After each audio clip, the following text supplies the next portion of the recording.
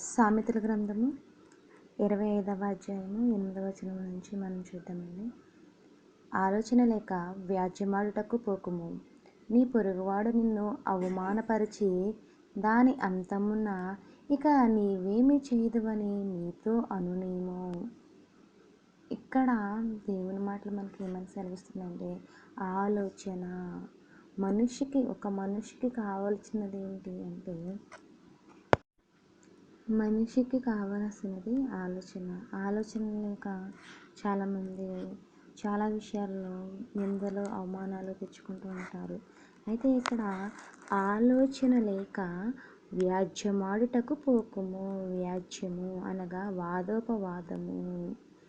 ఎవరితో అని ఇక్కడ అంటున్నాడంటే, నీ పొరుగువాడు నిన్ను అవమానపరిచి, అంటే పొరుగువానితో వ్యాజ్యానికి వెళ్ళినప్పుడు ఆలోచించాలి.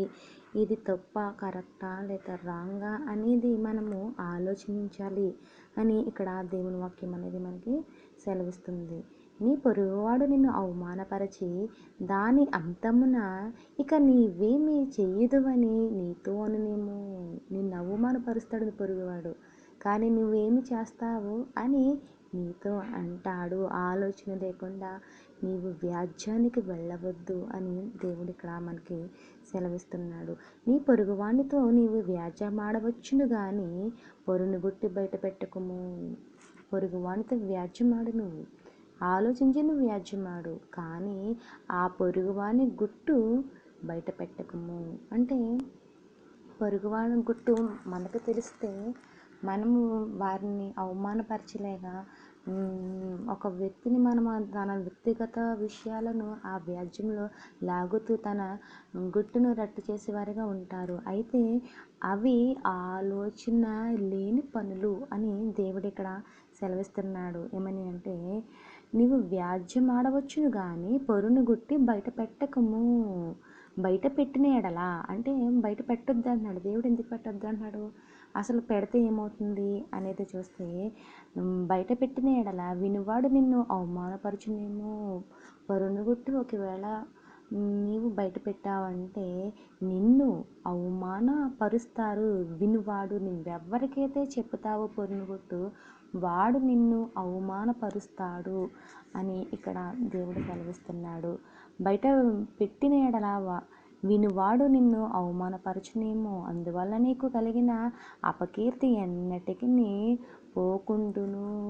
నీవు పొరుని గుట్టి ఇతరులతో చెప్పడం వల్ల విన్నవాడు నిన్ను అవమానపరుస్తాడు. అందువల్ల నీకేమొస్తుందంటే అపకీర్తి. మనిషికి కీర్తి రావాల్సింది పోయి అపకీర్తి ఎందుకు వస్తుందంటే, పొరుగువాని గుట్టు రట్టు చేయడం వలన అపకీర్తి అనేది వస్తుంది అని దేవుని వాక్యం ఇక్కడ మనకి సెలవిస్తుంది.